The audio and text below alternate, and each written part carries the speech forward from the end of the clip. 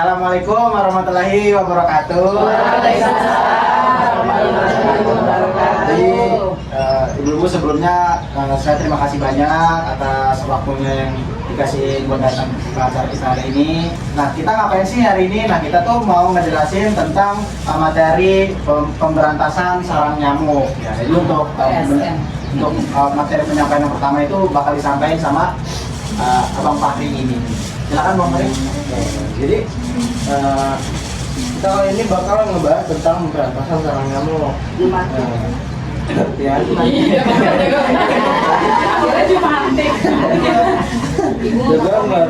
pemberantasan sarang nyamuk itu buat ngurangin populasi nyamuk yang bisa menyebabkan penyakit seperti malaria, DBD, terus banyak lah gitu kan.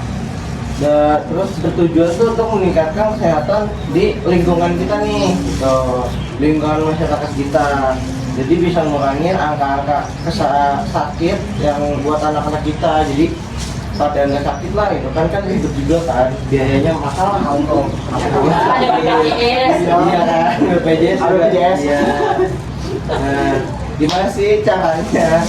Jadi itu ada 3M, yaitu menguras tuh kita selalu membersihin air-air yang ada genangan, kayak misalkan pot bunga, terus yang airnya genang tapi nggak ada tanahnya gitu kan kadang suka pada gitu kan. Nah itu terus bak mandi juga harus sering-sering dikuras gitu biar nggak kotor. Dan ya terus yang kedua ada menutup. Jadi kita tuh harus menutup tempat-tempat penampungan airnya kayak toren gitu-gitu. Terus ember-ember tuh harus ditutup juga nih rapat biar nggak jadi sarang nyamuk dan bahaya. Terus yang ketiga adalah manfaatkan. Nah, manfaatkan ini mendaur ulang barang-barang bekas yang nggak pakai, botol-botol minum yang nggak pakai mau dibuang atau didaur ulang lagi jadi yang lebih guna lah gitu. Botol aku bisa jadi pot tanaman juga kan. Lebih bermanfaat. Bisa jadi duit juga. Iya. Dikumpulin nanti tuker. Sekarang di mall ada di kiloin juga bisa gitu. Terus kita tuh harus sering-sering nyamuknya jadi nggak sebanyak itu, nggak banyak di tempat-tempat yang susah buat dikuras biasanya kan.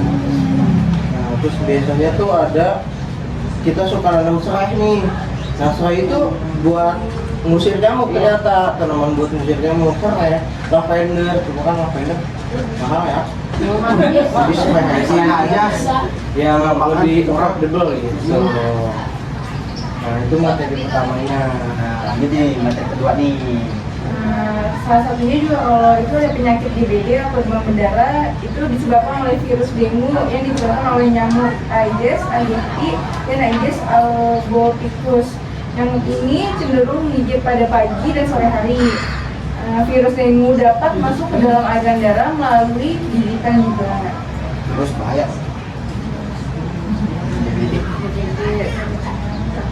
Selanjutnya materi ketiga disampaikan oleh KM. Materi ketiga tuh ciri-ciri penyakit DBD. Ibu udah tahu belum nih ciri-ciri penyakit DBD apa? Aja tuh. Ada Keluar bintik-bintik merah. Binisa.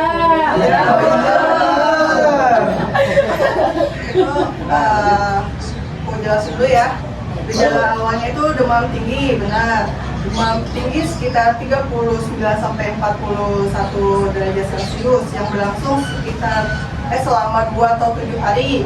Dilanjut dengan nyeri otot atau sendi dan sakit kepala parah. Terus ruam kulit biasanya muncul pada hari kedua, ya, hingga kelima. Terus muntah dan mual. Dilanjut dengan pendarahan ringan seperti yang tadi mimisan, gusi berdarah, dan di fase kritisnya itu ada seperti mulut kering, terus lemas dan sedikit buang air kecil. kalau udah ada gejala begini, kapan sih kita harus ke dokter, Bu? Secepatnya. Jika demam tidak turun sekitar 2-3 hari itu, kalau udah disertai dengan gejala-gejala seperti sakit perut hebat, pendarahan dan lemas ekstrim tuh harus segera dibawa ke dokter ya, Bu Ibu. Iya. Biar tidak parah banget. Ya. Lanjut, itu adalah metode pemberantasan apa tuh namanya DBD ya, yaitu dengan cara misalkan kalau dia teroris ini kan kayak melakukan fogging ya, pasti tuh kayak bermusyawarah dulu nggak sih kalau buat fogging gitu tuh ibu? Musyawarah dulu ya, kayak minta persetujuan ya kan, koordinasi betul, karena kan itu kan mengganggu ya, soalnya kayak asap-asap gitu kan sama waktu-waktunya. Nah terus abis itu lafarsida tuh yang apa, selain sebutannya itu ya abater ya, yang ditaburin ke mana, tempat-tempatnya ya, betul. Nah terus gunain jebakan kayak ya obat nyamuk atau yang obat nyamuk elektrik gitu ya kan. Terus yang keempatnya penggunaan insektisida itu kayak nyemprotin baygon atau apa gitu kan yang buat musir gitu. nyamuk. Iya. Sama pengendalian lingkungan pasti dilakukan ini ya, gotong royong ya, agar mengurangi apa tuh kayak di got-got itu kan sarang-sarangnya nyamuk gitu ya. Maksudnya di ini ya, apa sih? Selokan. Seloknya dibersihin gitu. Sering-sering juga yang kebersihan. Ya dengan apa namanya, kerja bakti gitu. Iya. Itu juga harus apa tuh, ada koordinasi dari RT RW gitu ya. Nah terus kalau cara alaminya ya itu tadi yang Fahri sebutin, kayak nanam serai, nanam lavender, nanam duit nggak sih? Kalau nanam duit nggak mungkin. Ya bilang sama Anda. Menggunakan minyak-minyakan gitu kayak Minyak jelantah. kayak sofa, minyak-minyak lotion, agar terhindar. Selanjutnya itu ada dampak tidak melakukan PSN. Jika PSN tidak dilakukan, itu secara rutin ada resikonya. Yang pertama itu peningkatan kasus DBD yang saya jelasin tadi akan menyebabkan penyakit DBD. Terus yang kedua itu lonjakan angka kematian. Terus yang ketiga itu beban ekonomi keluarga, karena kan kalau misalkan itu kan biaya pengobatannya kan yang cukup mahal juga kan. Terus langkah bersama untuk pencegahan sarang nyamuk itu yang pertama benar ada jadwal PSN rutin dengan cara melakukan gotong royong setiap minggu di lingkungan sekitar. Terus yang kedua itu ada pantau jentik nyamuk. Ada jumatiknya. Betul, biasanya itu kan pembentukan kelompok pemantauan dari jentik di RT atau di RW kan ibu-ibu.